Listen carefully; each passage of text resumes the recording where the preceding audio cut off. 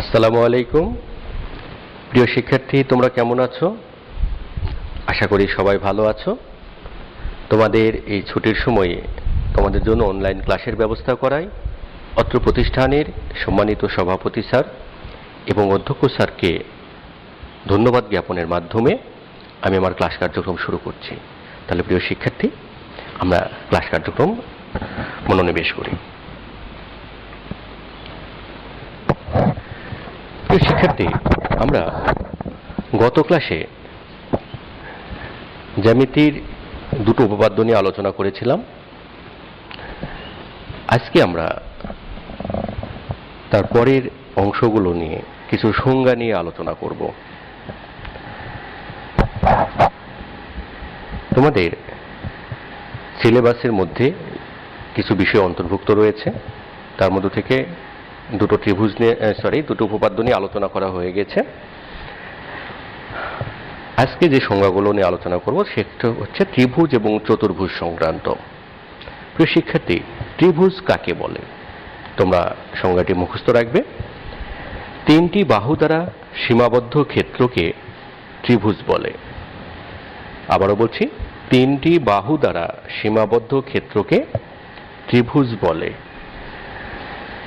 দেখো যে এখানে তিনটি বাহু রয়েছে, একটি এবি, একটা বিসি আর একটা এসি। এই তিনটা বাহু দ্বারা সীমাবদ্ধ ক্ষেত্রকে আমরা কি বলবো? ত্রিভুজ। তাহলে চিত্রে এ বি সি একটি ত্রিভুজ।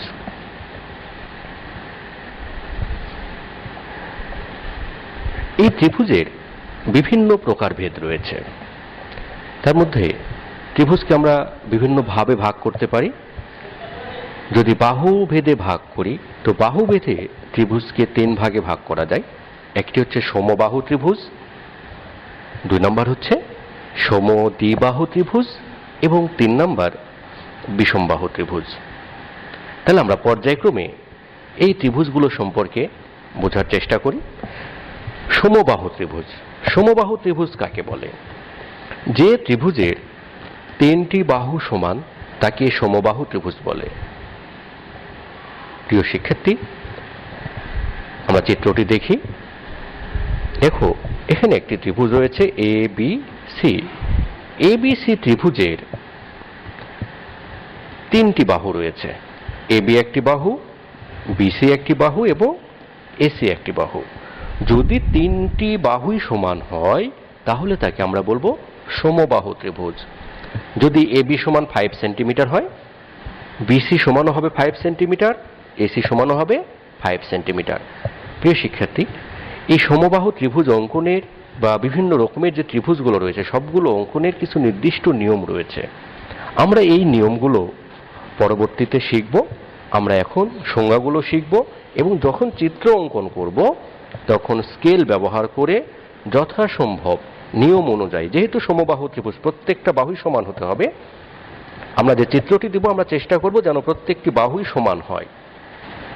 আর আমরা যে জ্যামিতিক নিয়ম রয়েছে, যে নিয়মগুলো মেনে চললে প্রত্যেকটি বাহু অবশ্যই অটোমেটিক্যালি সমান হয়ে যায়, তো সেই নিয়মগুলো আমরা পরে শিখব। কিন্তু আমরা এখন চোখের আন্দাজে অনেকটা সঠিকভাবে আঁকার চেষ্টা করব।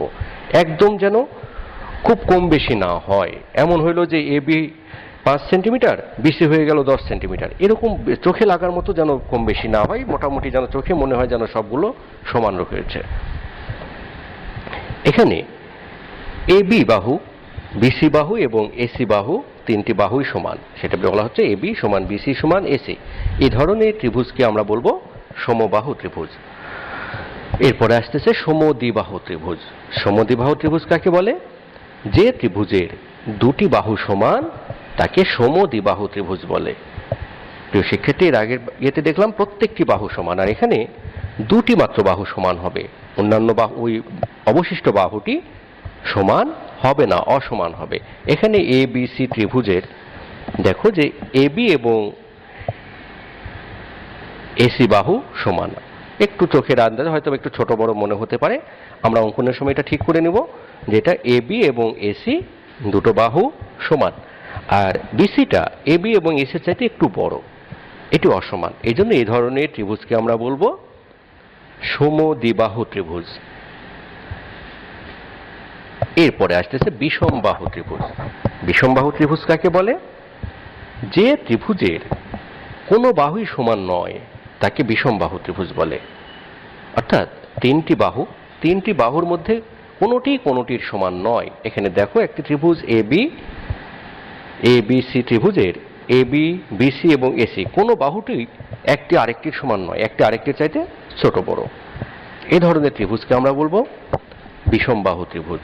এক্ষেত্রে A B not equal to B C, তোমরা চিহ্নটা জানো, নট ইকুয়াল বা সমান চিহ্ন নয়। A B not equal to B C, B C not equal to A C, অর্থাৎ কোনো বাহুটাই কারো সমান নয়। এই ধরনের ত্রিভুজকে আমরা বলবো বিষমবাহু ত্রিভুজ। প্রিয় শিক্ষার্থী, বাহুভেদে ত্রিভুজকে আমরা তিন ভাগে ভাগ করলাম। সেটা কি? সমবাহু ত্রিভুজ, সমদ্বিবাহু ত্রিভুজ এবং বিষমবাহু ত্রিভুজ। এখন কোণ ভেদে ত্রিভুজকে তিন ভাগে ভাগ করা যায়। একটি হচ্ছে সূক্ষ্মকোণী ত্রিভুজ, এরপরে আছে সমকোণী ত্রিভুজ এবং স্থূলকোণী ত্রিভুজ। সূক্ষ্মকোণী ত্রিভুজটা কি? সূক্ষ্মকোণী ত্রিভুজ হচ্ছে যে ত্রিভুজের তিনটি কোণই সূক্ষ্মকোণ তাকে সূক্ষ্মকোণী ত্রিভুজ বলে। প্রিয় শিক্ষার্থী, এখানে কিন্তু মনে রাখতে হবে কয়টি কোণ সূক্ষ্মকোণ? তিনটি কোণই সূক্ষ্মকোণ হতে হবে। একটি সূক্ষ্মকোণ হলে হবে না, অথবা দুটি সূক্ষ্মকোণ হলে হবে না। তোমাদেরকে অনেক সময় প্রশ্ন করা হয়, পরীক্ষায় এমসিকিউ প্রশ্ন আসে যে একটি সূক্ষ্মকোণী ত্রিভুজের কয়টি কোণ সূক্ষ্মকোণ থাকে? তাহলে অবশ্যই আমাদের কি অ্যান্সার করতে হবে? তিনটি কোণই সূক্ষ্মকোণ। এখানে দেখো একটি চিত্রে এবিসি একটা ত্রিভুজ। এই ত্রিভুজের প্রত্যেকটি কোণই সূক্ষ্মকোণ। সূক্ষ্মকোণ অর্থাৎ 90 ডিগ্রি চাইতে কম। আমরা যদি এই কোণটি পরিমাপ করি, এই কোণের মান কি হবে? Less than 90 degree. এই কোণটি হবে 90 ডিগ্রির চাইতে ছোট। এই কোণটিও হবে 90 ডিগ্রির চাইতে ছোট। এই কোণটিও হবে 90 ডিগ্রির চাইতে ছোট। আমরা জানি যে 90 ডিগ্রির চেয়ে বা এক সমকোণের চেয়ে ছোট কোণকে সূক্ষ্মকোণ বলে। তাহলে যে ত্রিভুজের তিনটি কোণই সূক্ষ্মকোণ তাকে আমরা বলবো সূক্ষ্মকোণী ত্রিভুজ।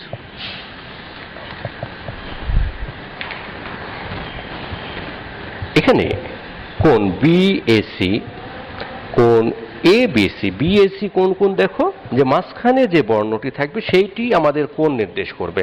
তাহলে বিএসি কোণ, কোণ এবিসি কোণ বিসিএ কোণ, তিনটি প্রত্যেকে সূক্ষ্মকোণ। এগুলো প্রত্যেকেই 90 ডিগ্রি চাইতে ছোট, অর্থাৎ প্রত্যেকটি কোণের পরিমাণ 90 ডিগ্রি অপেক্ষা কম। অতএব ত্রিভুজ এবিসি একটি সূক্ষ্মকোণী ত্রিভুজ। এরপরে আসতেছে সমকোণী ত্রিভুজ।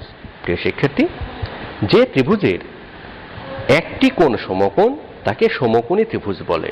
সমকোণ মানে কি আমরা জানি? সমকোণ অর্থ কি? সমকোণ অর্থ হচ্ছে 90 ডিগ্রি। যদি কোনো কোণের পরিমাণ 90 ডিগ্রি হয় তাহলে তাকে আমরা বলবো সমকোণ। তো এখানে যে ত্রিভুজের একটি কোণ, সবগুলো নয়, সবগুলো হওয়া সম্ভব নয়, একটি ত্রিভুজের একটি মাত্র কোণ যদি সমকোণ হয় তাহলে তাকে আমরা বলবো সমকোণী ত্রিভুজ। এখানে চিত্রটি দেখো, চিত্রে এ বি সি একটি ত্রিভুজ। এই ত্রিভুজের এই কোণের পরিমাণ কত আমরা দেখে বুঝতে পারছি। এই কোণের পরিমাণ 90 ডিগ্রি। যেহেতু এই কোণের পরিমাণ 90 ডিগ্রি, তাহলে একটি কোণ এই ত্রিভুজের কি সমকোণ, তাহলে আমরা কি বলতে পারি? এটি সমকোণী ত্রিভুজ। শিক্ষার্থী দেখো, এবিসি ত্রিভুজের কোণ এবিসি একটি সমকোণ অর্থাৎ 90 ডিগ্রি, এবং কোণ বিএসি ও কোণ বিসিএ উভয়ে সূক্ষ্মকোণ। সুতরাং ত্রিভুজ এবিসি একটি সমকোণী ত্রিভুজ। শিক্ষার্থী, তোমরা মনে রাখবে, যদি কোনো ত্রিভুজের একটি কোণ সমকোণ হয় তাহলে অবশ্যই অন্য দুটি কোণ সূক্ষ্মকোণ হবে। কেন বলো তো? কারণ একটা ত্রিভুজের তিনটা কোণের সমষ্টি কত? 180 ডিগ্রি। তিনটি কোণের সমষ্টি 180 ডিগ্রি। তাহলে একটি যদি 90 ডিগ্রি হয়, অবশিষ্ট যে দুটো রয়েছে সেই দুটো মিলে হবে 90 ডিগ্রি। তাহলে অবশ্যই বাকি দুটো কি 90 ডিগ্রি চাইতে ছোট হতে হবে। এ কারণে সমকোণী ত্রিভুজের একটি কোণ যদি সমকোণ হয় তাহলে বাকি অবশিষ্ট যে দুটি কোণ থাকে তা হবে 90 ডিগ্রি চাইতে কম, অর্থাৎ সূক্ষ্ম কোণ। আমার মনে হয় তোমরা বিষয়টি বুঝতে পেরেছো। তোমরা বাসায় এই বিষয়গুলো নিয়ে আরো স্টাডি করলে বিষয়গুলো আরো ক্লিয়ার হবে তোমাদের কাছে। এরপরে আসতেছে স্থূলকোণী ত্রিভুজ। স্থূলকোণী ত্রিভুজ কাকে বলে? স্থূলকোণী ত্রিভুজ হচ্ছে যে ত্রিভুজের একটি কোণ স্থূলকোণ, তাকে স্থূলকোণী ত্রিভুজ বলে। একটি কোণ স্থূলকোণ। স্থূলকোণ কি? 90 ডিগ্রি অপেক্ষা বড় কোণকে স্থূলকোণ বলে। অর্থাৎ সমকোণের চেয়ে যদি কোনো কোণ বড় হয় তাহলে তাকে আমরা বলবো স্থূলকোণ। আমরা চিত্রটি দেখি। প্রিয় শিক্ষার্থী, দেখো এখানে যে চিত্রটি রয়েছে, এখানে এই কোণের পরিমাণ, এটি যদি লম্ব হতো তাহলে এটা হতো 90 ডিগ্রি, কিন্তু এটি দেখো যে লম্ব না হয়ে একটু বেঁকে গিয়েছে, তাহলে কোণের পরিমাণটা 90 ডিগ্রি চাইতে বেশি। এই কোণটা গ্রেটার দেন 90 ডিগ্রি, এই কোণটা গ্রেটার দেন 90 ডিগ্রি, অর্থাৎ এই কোণটি 90 ডিগ্রির চাইতে বড়। আর বাকি দুটো কোণ তাহলে কি হবে? তিনটা কোণের সমষ্টি কিন্তু অবশ্যই 180 ডিগ্রি হতে হবে। তাহলে এটা যদি 90 ডিগ্রি চাইতে বড় হয় তাহলে এই দুটো হবে সূক্ষ্মকোণ। তাহলে যে ত্রিভুজের একটি কোণ স্থূলকোণ তাকে কি বলবো আমরা? স্থূলকোণী ত্রিভুজ।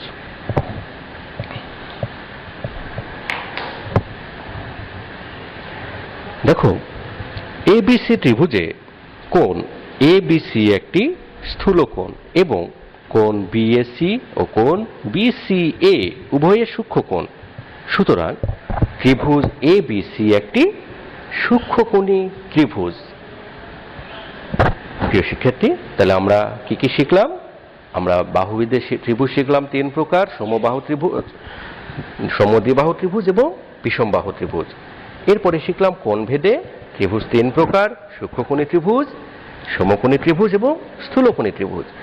এর পরবর্তীতে আমরা আলোচনা করব চতুর্ভুজ নিয়ে। ত্রিভুজ সংক্রান্ত এই সংজ্ঞাগুলো তোমরা খুব মনোযোগ সহকারে মুখস্থ করবে এবং বাসাতে চিত্র অঙ্কনের প্র্যাকটিস করবে।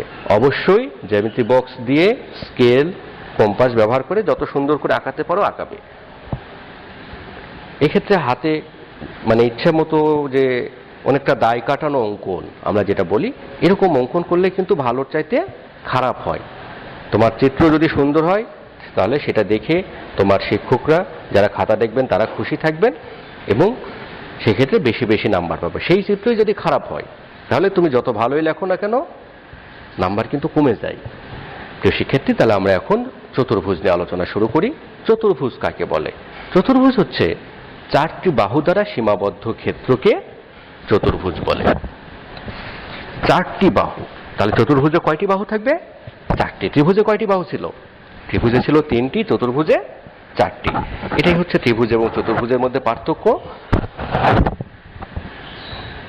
দেখো এখানে যে চিত্রটি রয়েছে এ বি সি ডি, এটি একটি চতুর্ভুজ। এখানে 4টি বাহু রয়েছে, এ বি একটি, বিসি একটি এবং সিডি একটি। এ বি, বিসি, সিডি এবং এডি, এই 4টি বাহু দ্বারা সীমাবদ্ধ এই ক্ষেত্রটুকুকে আমরা কি বলবো? আমরা বলবো চতুর্ভুজ। চিত্রে এবিসিডি একটি চতুর্ভুজ। তোমরা যখনই চিত্র অঙ্কন করবে তখন অবশ্যই তার নিচ দিয়ে লিখে দিবে চিত্রটি কিসের। হ্যাঁ, এখন আমরা বিভিন্ন রকমের চতুর্ভুজ নিয়ে আলোচনা করব। ত্রিভুজের যেমন প্রকারভেদ রয়েছে, চতুর্ভুজেরও প্রকারভেদ রয়েছে। দেখো এখানে এ বি সি ডি একটি চতুর্ভুজ। এখানে আমরা কি দেখতে চাই? চতুর্ভুজের বিপরীত বাহুগুলো সমান এবং সমান্তরাল। সমান্তরাল কথার অর্থ হচ্ছে যে তারা চলার পথে কোনো অবস্থাতে একে অপরকে ছেদ করবে না, বা তাদের লম্ব দূরত্ব সবসময় সমান থাকবে। অর্থাৎ প্রতিটা ক্ষেত্রে তাদের লম্ব দূরত্ব কি থাকবে? সমান থাকবে। এখানে যতটুকু দূরত্ব থাকবে এখানে লম্ব দূরত্ব ততটুকুই থাকবে। এই ধরনের দূরত্ব রেখাকে বলবো আমরা সমান্তরাল। তাহলে এখানে যা দেখতেছি আমরা যে দুটো বাহু সমান্তরাল এবং সমান, এই বাহু এবং এই বাহু সমান এবং সমান্তরাল। তাহলে এই ধরনের চতুর্ভুজকে আমরা কি বলবো? আয়ত। চিত্রে এ বি সি ডি একটি আয়ত। তাহলে আমরা আয়তের সংজ্ঞাটা কিভাবে দেব? যে চতুর্ভুজের বিপরীত বাহুগুলো সমান এবং সমান্তরাল তাকে আয়ত বলে। প্রিয় শিক্ষার্থী, এরপরে চিত্রটি দেখি। এখানে দেখো বিপরীত বাহুগুলো সমান এবং সমান্তরাল। কিন্তু এটা এবং এটার মধ্যে পার্থক্য কি? শিক্ষার্থী, এখানে দেখো যে প্রত্যেকটা কোণ কিন্তু 90 ডিগ্রি, এটিও 90 ডিগ্রি, এটিও 90 ডিগ্রি, এটিও 90 ডিগ্রি। তাহলে আমরা যখন আয়ত সংজ্ঞায়িত করব তখন আমরা আরেকটু সুন্দর করে লিখব যে চতুর্ভুজের বিপরীত বাহুগুলো সমান এবং সমান্তরাল এবং প্রত্যেকটি কোণ সমকোণ তাকে আয়ত বলে। আর এখানে দুটোর মধ্যে পার্থক্য কি? এখানে বিপরীত বাহুগুলো সমান সমান্তরাল, কিন্তু কোনো কোণই সমকোণ নয়। এই কোণটাও কিন্তু সমকোণ নয়, 90 ডিগ্রি নয়। এটা 90 ডিগ্রি চাইতে বড়, এটা 90 ডিগ্রি চাইতে ছোট, এটা আবার 90 ডিগ্রি চাইতে বড়। তাহলে এটাকে আমরা কি বলবো? এটাকে আমরা বলবো সামান্তরিক। তাহলে যে চতুর্ভুজের বিপরীত বাহুগুলো সমান এবং সমান্তরাল কিন্তু কোনো কোণই সমকোণ নয় তাকে আমরা বলবো সামান্তরিক। প্রিয় শিক্ষার্থী, এরপরে আমরা শিখব রম্বস। দেখো এখানে চিত্রটা কি? অনেকটা এটার সঙ্গে মিল রয়েছে, কিন্তু পার্থক্যটা কি? এখানে প্রত্যেকটি বাহু সমান, প্রত্যেকটি বাহু সমান এবং সমান্তরাল। এখানে এই বাহুটি এই বাহুর সমান, এই বাহু এই বাহুর সমান, প্রত্যেকটা বাহুই সমান এবং সমান্তরাল, কিন্তু কোনো কোণই কিন্তু সমকোণ নয়।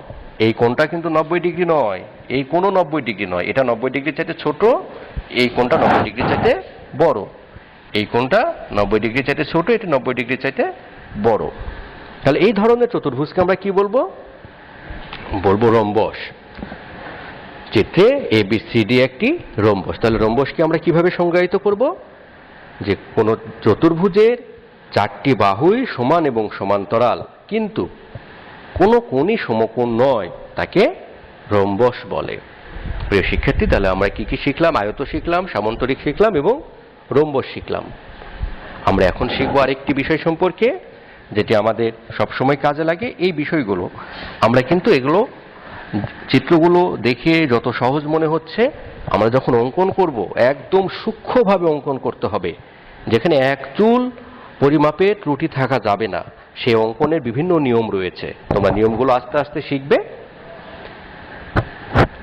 আপাতত আমরা আমাদের স্কেল ব্যবহার করে এবং কম্পাস ব্যবহার করে চোখের আন্দাজে অনেকটা যেন দেখে যেন মনে হয় যেন আমি যা বলতেছি, যেভাবে সংজ্ঞায়িত করছি চিত্রের সঙ্গে তা মিল রয়েছে। আপাতত আমাদেরকে সেভাবে অঙ্কন এবং করতে হবে এবং সংজ্ঞাগুলো মুখস্থ করতে হবে। প্রিয় শিক্ষার্থী, এরপরে আমরা আলোচনা করব বর্গ নিয়ে। বর্গ কি? বর্গ একটা চতুর্ভুজ। দেখো এখানে ABCD একটি বর্গ, ABCD এই বাহুটি, এখানে পার্থক্যটা কি আগের চিত্রগুলোর সাথে? এখানে চারটি বাহুই সমান এবং প্রত্যেকটা কোণ সমকোণ। এই কোণের পরিমাণ 90 ডিগ্রি, এই কোণের পরিমাণ 90 ডিগ্রি, এটিও 90 ডিগ্রি, এই কোণও 90 ডিগ্রি। তাহলে যে চতুর্ভুজের চারটি বাহু সমান, সমান্তরাল এবং প্রত্যেকটি কোণ 90 ডিগ্রি, সমান্তরাল কথা না বললেও চলবে, তাহলে যে চতুর্ভুজের চারটি বাহুই সমান এবং প্রত্যেকটি কোণ 90 ডিগ্রি তাকে বর্গ বলে।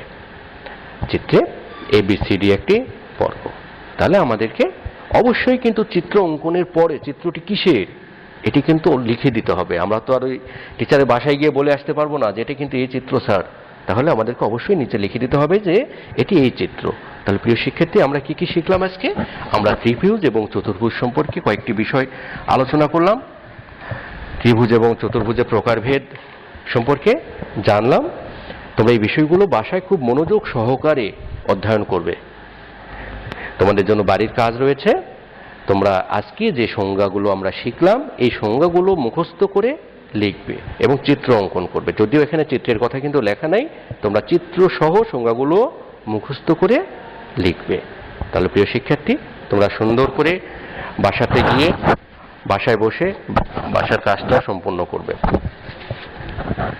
প্রিয় শিক্ষার্থী, বর্তমান পরিস্থিতিতে আমাদেরকে আতঙ্কিত হলে চলবে না, আমাদেরকে সচেতন হতে হবে এবং আমাদের নিয়মিত হাত পরিষ্কার রাখতে হবে আর সামাজিক দূরত্ব বজায় রেখে চলতে হবে।